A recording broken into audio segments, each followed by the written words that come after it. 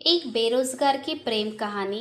दीपक की जेब में 100 रुपए थे और भूमि पहली बार उससे मिलने आ रही थी। फोन पर उससे वादा किया था कि साथ में लंच करेंगे, आइसक्रीम खाएंगे और मूवी देखेंगे। दीपक लाइब्रेरी में बैठा पढ़ रहा था, तभी भूमि का मैसेज आया। कहाँ हो तुम? लाइब्रेरी में हूँ, उसने रिप्लाई किया।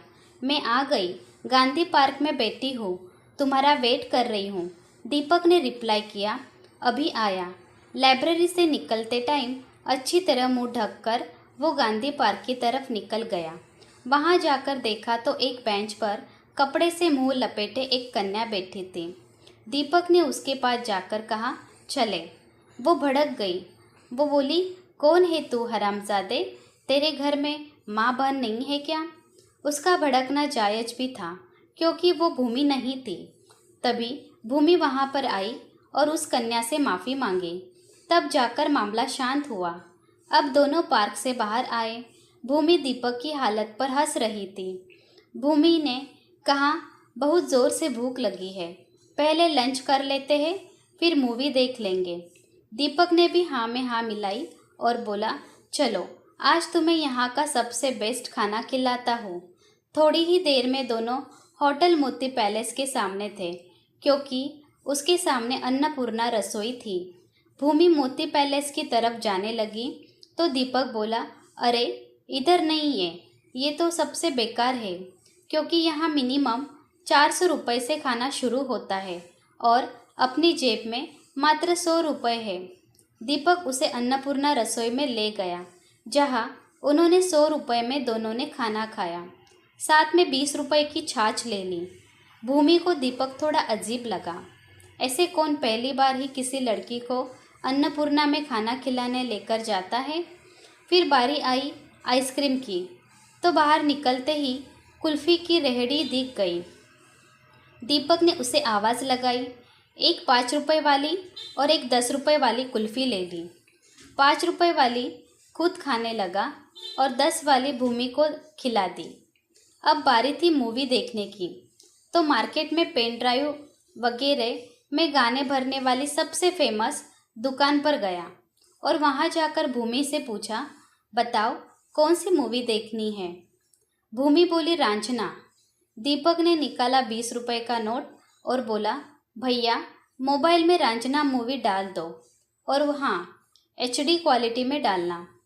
दुकान वाले ने मूवी डाल दी। भूमि हंस रही थी। उसकी इन हरकतों पर दीपक 5 रुपये वाले 4 पैकेट पॉपकॉर्न के ले आया। अब दीपक और भूमि दोनों ने गांधी पार्क में बैठकर मूवी देखने लगे। मूवी देखते देखते दीपक ने भूमि से कहा, और कोई ख्वाहिश हो तो बता दो। भूमि बोलना तो बहुत कुछ चाहती थी, लेकिन चुप रही। फिर दीपक ने कहा, देखो, मैं मानता हूँ कि फ़िलहाल मैं बेरोज़गार हूँ, लेकिन मैं मेहनत कर रहा हूँ और मुझे विश्वास है कि मैं एक दिन सरकारी नौकरी ज़रूर लगूंगा। उस दिन ही मैं तुम्हारे घर वालों से तुम्हारा हाथ मांगने आऊँगा। क्या तब तुम मुझसे शादी करोगी? भूमि ने हंसते हुए कहा, अगर तुम सरकारी नौकरी नहीं भी लगे तब भी मैं तुमसे ही शादी करूँगी, क्योंकि मुझे तुम्हारा मैनेजमेंट मुझे बहुत पसंद आया। तुमने जब खाने की पेमेंट करने के लिए जेब से पर्स निकाला था, मैंने तभी देख लिया था कि तुम्हारे पास केवल 100 रुपये ही है।